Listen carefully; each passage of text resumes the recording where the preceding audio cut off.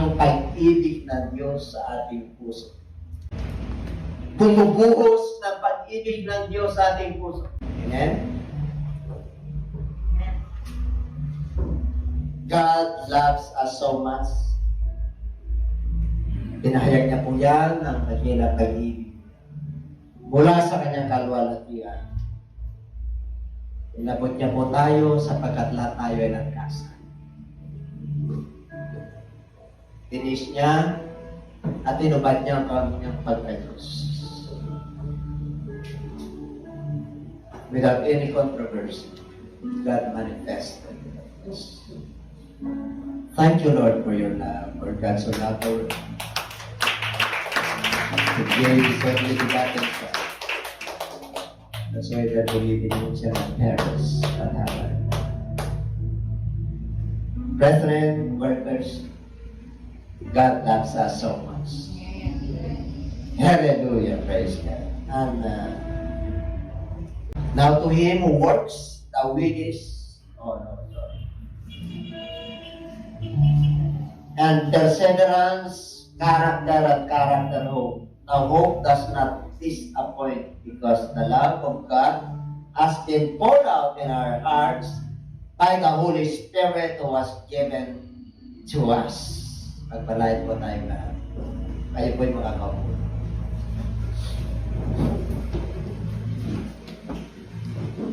Alam niyo po, mapalad tayo.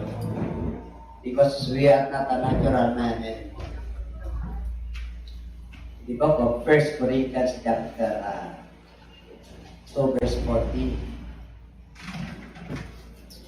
The natural man cannot receive the things that are spiritual. He cannot understand. He cannot comprehend. Because these are spiritually discerned. Ito po ay makalangit. Because the Word of God settled in heaven.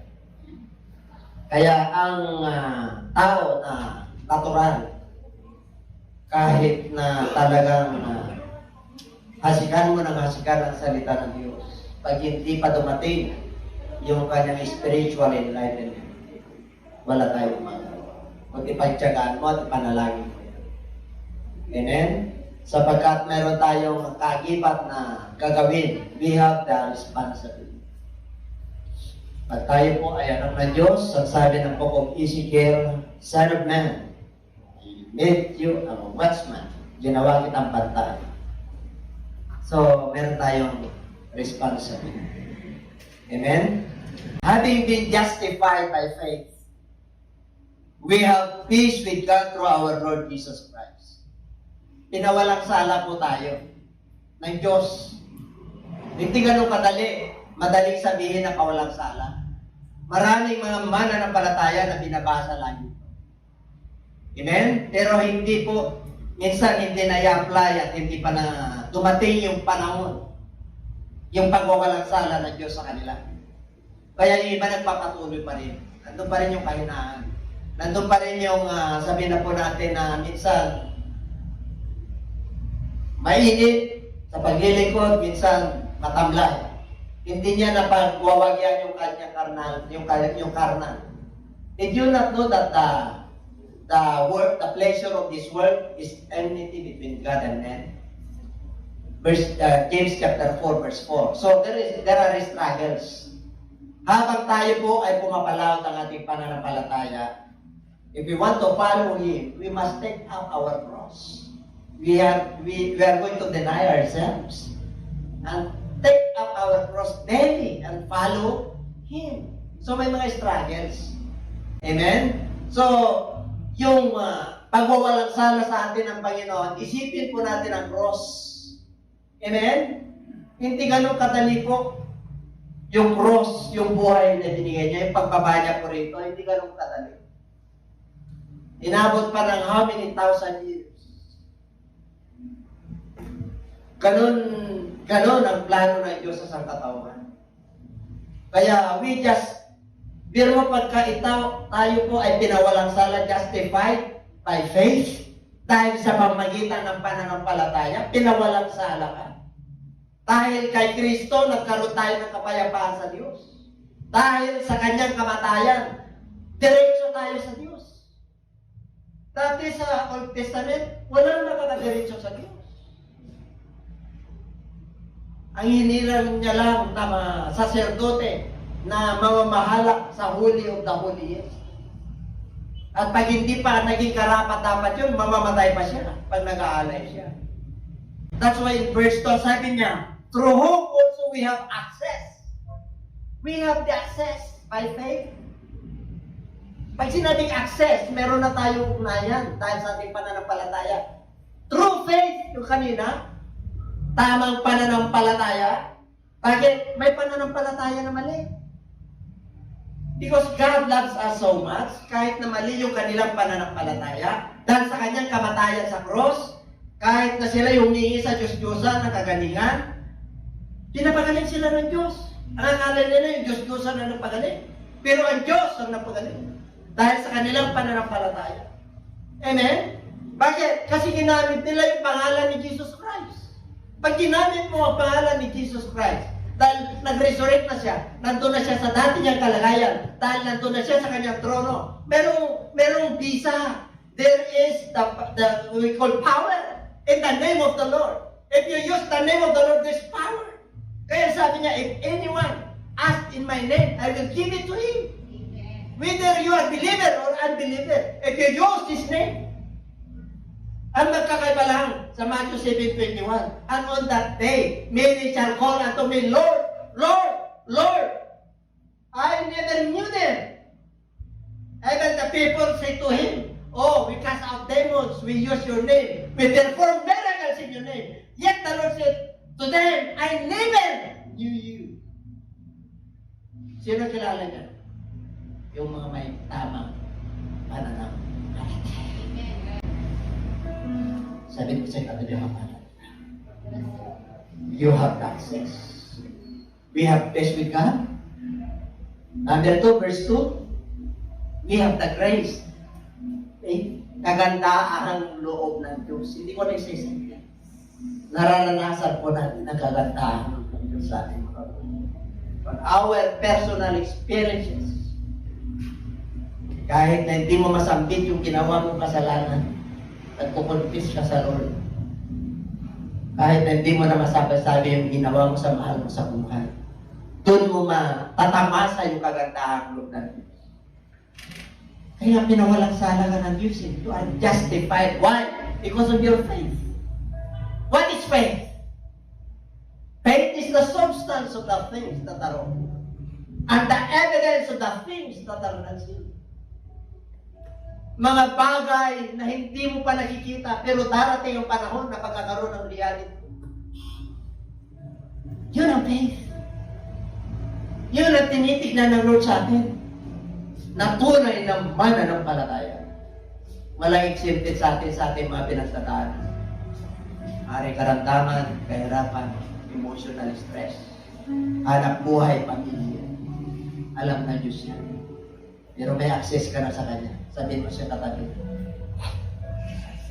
You have the access by faith into this grace in which we stand and rejoice in the hope of the glory of God. Dito tayo tumatahan. And we must rejoice. You know why? Whether you are in bad or good situation, you must rejoice because the Bible tells us, rejoice evermore. As long as you live, you must rejoice because you are a true believer. Natututo po tayo sa ating mga kainahan. Natututo tayo sa pamamaraan ng Diyos. Kaya sabi niya, lagi kayong magalak sapagkat the battle is not yours. I am with you always, even unto the end of this earth. You have peace. You have the right access to God. Hallelujah! Ma-experience mo yung glory ng Diyos. The hope of the glory of God. Yan ang hindi nawawala sa atin, yung hope. These three are repeated. Faith, hope, and love. Kanina faith, you are justified by faith. You have the hope of glory. Sa verse 4 and 5, the love. Ang pag-ibig ng Diyos sa puso. Because may pag-ibig ng Diyos sa puso. You love the Lord, you honor the Lord with your lips, but not with your heart. You honor with the Lord with your salita, with your words, but not in deeds. Hindi sa gawa. And then, you must honor the Lord in words and in deed. You must worship Him, not with your lips. You must worship Him. Everybody say.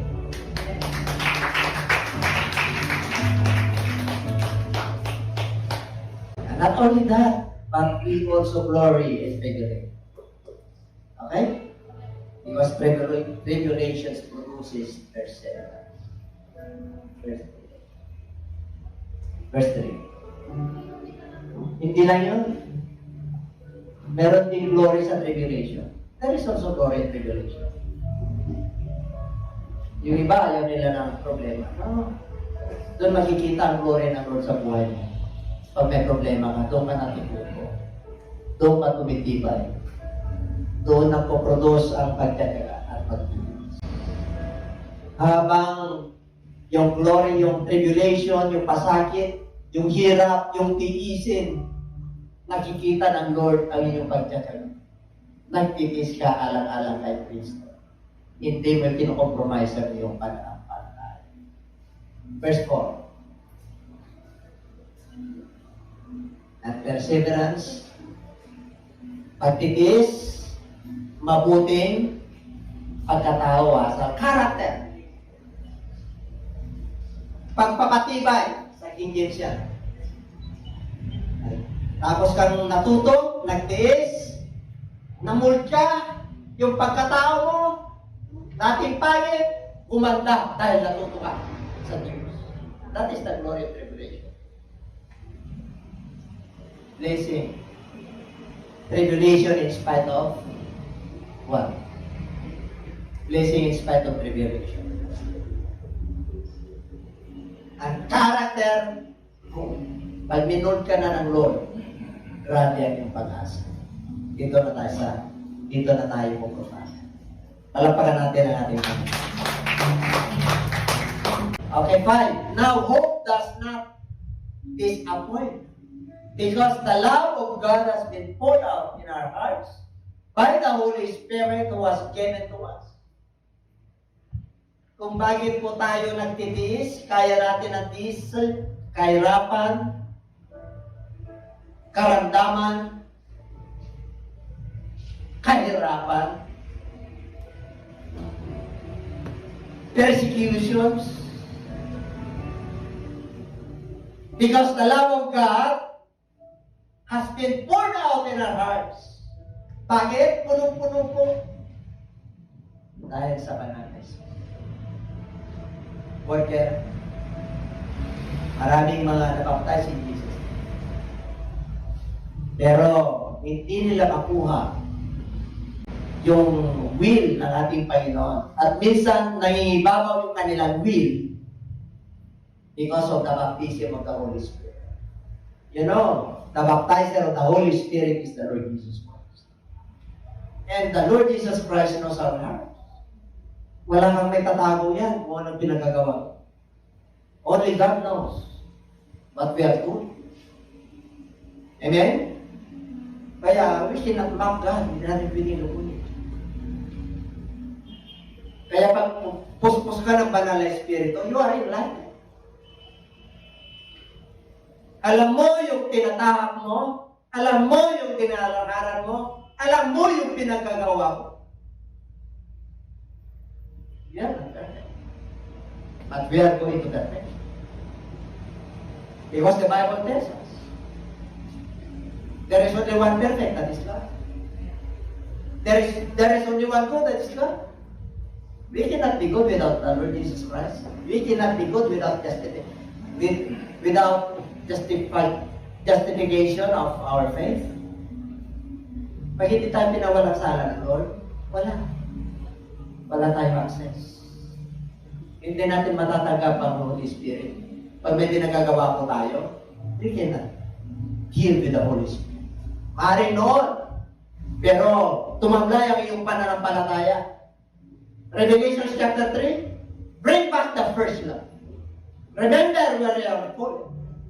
Alalahanin mo kung saan ka tumapa. Alalahanin mo kung saan ka nagkasala. And repent. And bring back the first love. Bangon mo, ibalik mo yung sigla na yung pananampalataya sapagkat hindi ka babalikan ng Lord na malahininga. Ayaw ng Lord na malahininga ang mga mananampalataya. Nais ng Lord ng ating mga pananampalataya ay buhay, gising, at sa kanyang pagbabalik, anytime na tayo, anytime na tawagin tayo ng ating Panginoon ng deep rapture, gising ng ating pananampalataya.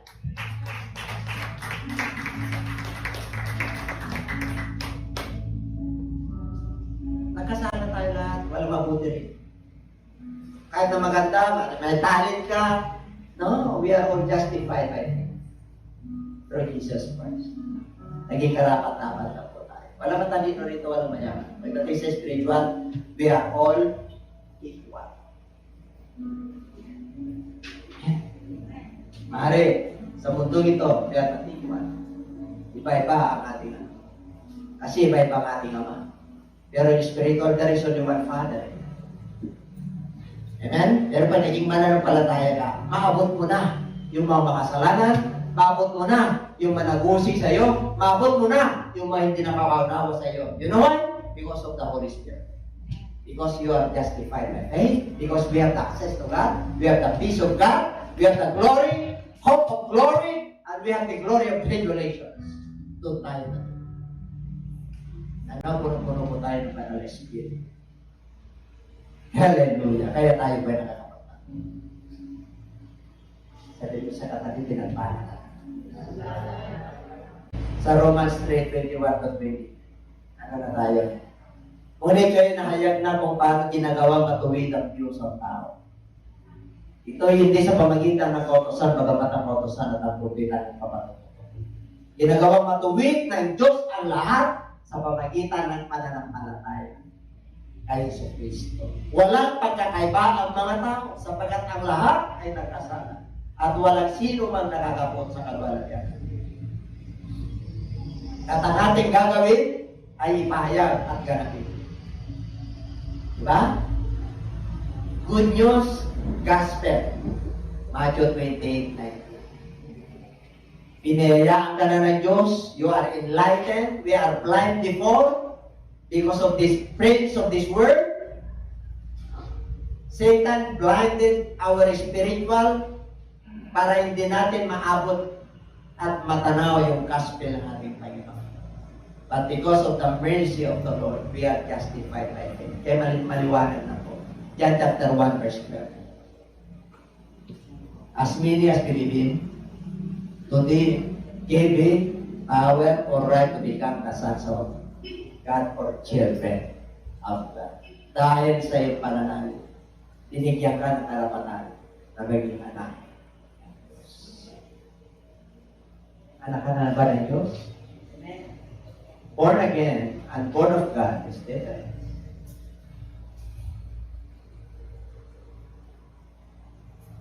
Amen? Ang sabi po ng John chapter 3, you must be born again. Born again na tayo. Acts 2:38, natanggap ka na ng Holy Spirit. 1 John, you must be born of God, chapter 5. Because you are an overcomer. You are born of God because you love your brother. You are born of God because you are not continuing. Hindi ka nagpapatuloy sa pagkakasama. Kasi anak ka na ng Diyos. You are not only born first by your mother, biological mother. That is the natural birth. The spiritual birth is born again. And born of God. Halagang mature ka. Nagpapatuloy ka na sa gawain.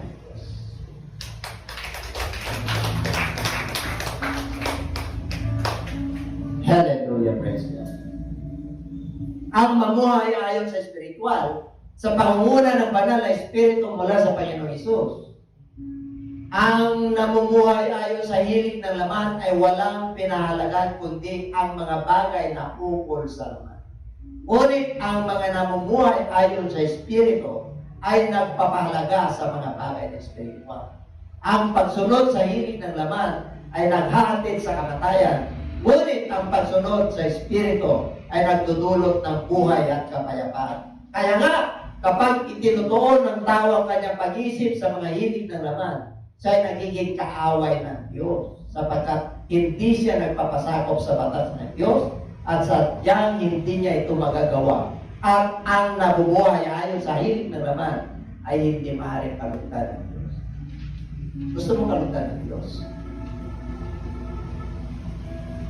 The book of Hebrews chapter 11, the heroes of faith. Ito yung mga kinalugtan ng Diyos. Sino sila? Di ba? Sinala sa niya yung mga sila Abraham, sila Jacob, sila Enoch. Noong panahon nila, hindi pa nila natamasa yung kanilang desire na hiningi sa Diyos. Pero nung wala na sila, yung mga angkan nila at yung mga mahal sa buhay nila ang nagtamasa sa mga pagpapalat at yung mga pananagig na nasa kanila. Nakamatayan na nila, pero natapo pa rin nila yung pangako ng Diyos. Likewise, believers, ganun din po tayo. Huwag ka malungkot kung ikaw ay nahirapan, sapagkat maraming naghihirap. Huwag kang malungkot kung may karamdaman ka, sapagkat maraming may karamdaman. At ang pagkakaiba mo, meron tayong predisposition. At ang pagkakaiba mo, mayaman ang ating Diyos. Meron ang sinasama. At ang pagkakaiba mo, may pag-asa. May pananampalataya ka. At ang higit sa lahat, yung ating pinagkagawa to the glory of God, to please God, because of His love toward us. Grabe ang pag-ibig. Kaya dapat gano'n din tayo. Sa gawain ng Diyos, yes, malalayo po tayo.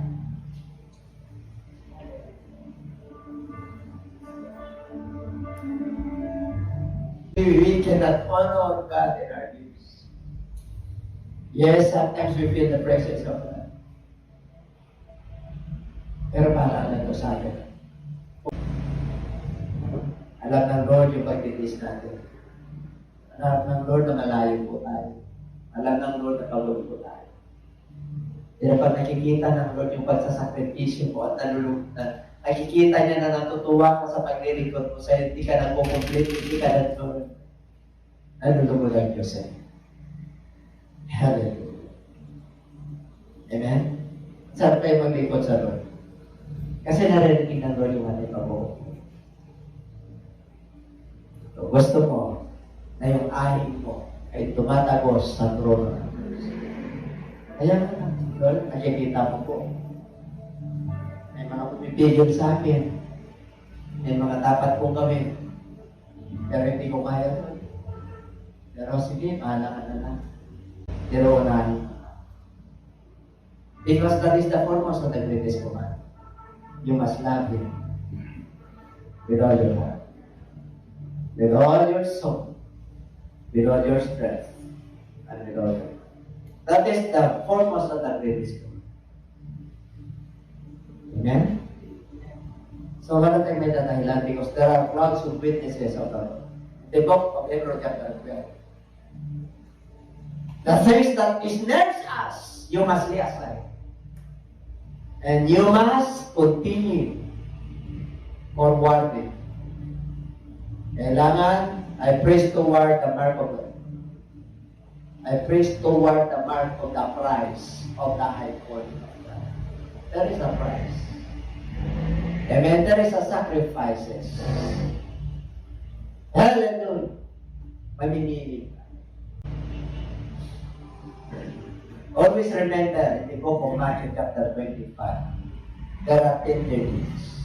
5 are wise, 5 are fools. Those are all virgins. Ang nakabasa ay 5. Because they were wise. They are wise. Are you wise? Kaya mo yan, sabi mo sa katabi, kaya.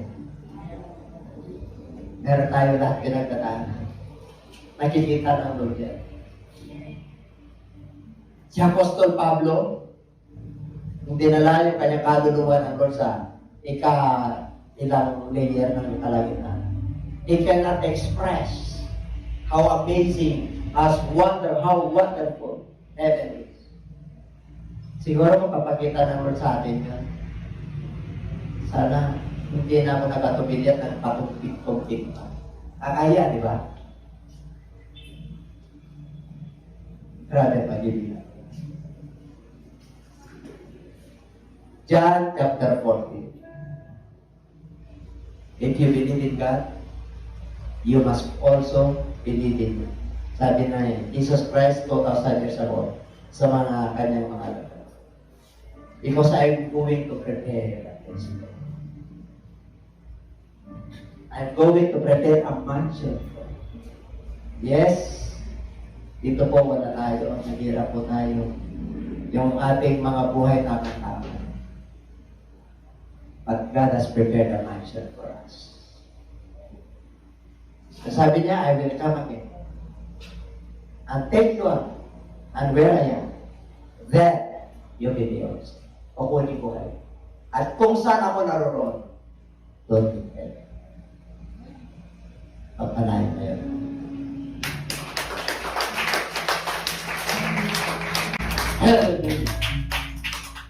Sana po, our carnal, pag sinabing carnal, you're weak. Ito yung gusto ko, ito yung gusto ng laman ko, ito yung nais ko. Kaya minsan ang nalulog. Amen? Huwag ka na, ang dami ng pagkilos ng Lord sa iyong buhay. Napakarami ka ng pagkilos sa buhay. Hallelujah. Mong ibintang natin, Panginoon, sa mga bagay na panlupa. You must lay up your treasures in heaven. Because treasures in heaven are incorruptible. It cannot be robbed, cannot be stolen. Hallelujah. Yes, kailangan po natin ang yaman sa mundo. Pero dapat sekundary lang po.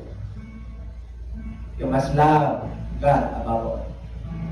Mahalin mo ang Diyos higit sa lahat.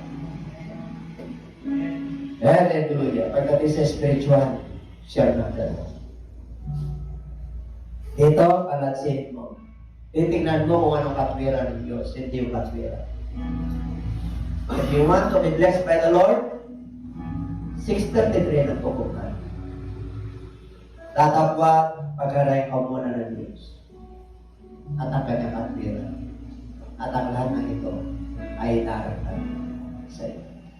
Katwiran ng Diyos, unang pag-arayan ka. Pangalawa, katwiran ng Diyos. Kahit na nahirapan ka, dapat pinag-aarayan ka ng Diyos. Kahit na marami kang problema, dapat pinag-aarayan ka ng Diyos. Kahit na dami kang kailan sa buhay, dapat pinag-aarayan ka pa rin ng Diyos. Hiningin mo sa patawad ng Diyos pagkagabi, Lord, patawad ko. Alam niyo po ang aking pinagdadaan. Hindi ko kaya. Kaya sabi, supilin mo yan. Because that is anything between God and man. Yung mga pleasures, yung mga carnal mind, carnality, nangingibabaw ang laman, nangingibabaw ang wagwin. Ano sabi ng Lord? Hindi kita kalala, you know why? Because you don't obey the will of the Father. Who is our Father? Jesus. What is the will of the Father? You must please Him.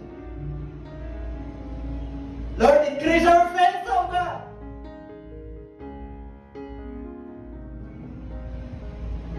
Nagtagal mga ating pananampalataya. Kaya sinabi ng mga lagat, natagtagan sila ng pananampalataya.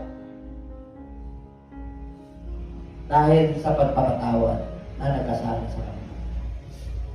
Kaya sabi ng Apostol Pedro, ito bisis na maraming na sabi ng Lord 70 and 70 and 70. Dapat pag-ariya ka lagi ng ating kayo. Hayaan mo ang katwiran ng Diyos sa mga ibabaw, hindi yung katwiran. Itiyakin ko sa iyo. Malulugo ng Diyos. Sa lahat natin. Hallelujah. For when we were still without strength, In due time, Christ died for the ungodly. Tama kaya? 6. Wala pa tayo sa doon. Dami tayong problema. Pero timing na timing. Niligtas kayo. Timing. Perfect time lang yan, bro. Lang tayo rito. Perfect time. Kung tinawag tayo ng Lord. That is your divine appointment. That is your high calling. The highest calling mo ka nung ginawa ka niyang anak. With God justified. Faith justified. No? Pinawalan sa anak ng Diyos. Grabe. Pag nagpatawad ang Diyos, talagang napakalinis mo sa kanyang harapan. Ganun magpatawad ang Diyos. Pero ang tao, may limitasyon. At meron pa ano yan, meron pang ugat. Pero ang Diyos iba. Kasi Diyos yan. Kaya sabi ng Lord, forgive our trespasses. As we forgive those who trespass against us. For scarcely for a righteous man will one die, yet perhaps for a good man someone would even dare to die. But God demonstrates His own love toward us, in that while we were still sinners, Christ died for us. Hallelujah. Grabe po ang ginawa ng Diyos sa atin sa Diyos. Communion po. Communion po tayo. The book of John, chapter 6, verse 51. Jesus Christ said, I am the living one. I am the living bread. I am the living bread. If anyone eats this bread, he will live forever. He will live forever. And the bread that I shall give is my flesh.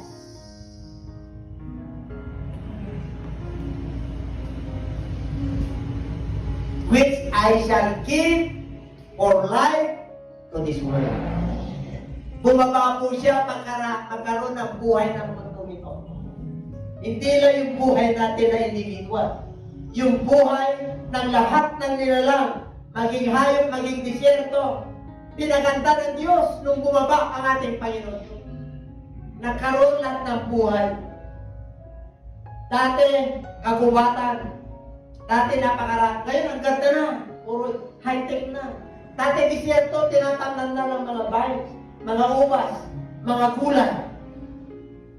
Ginawa niya buhay. Kahit na sinumpa ang mundo ito. Yung kapanganakan ng Diyos.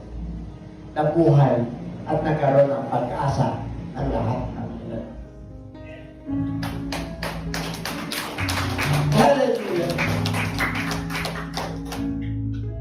Puri ka rin. Uparakiya. Glory. Ay sabi, unless you eat the flesh of the Son of Man and drink His blood, you have no life in you. Wala kang buhay. Kaya yan yung gagawin mo natin. Alalahanin natin ang cross. Hallelujah. We have the access. We have the peace of God. The grace of the Lord, kagandahang loob. Kagalakan sa kabila ng bilis. At ang pag-ibig ng Diyos sa atin.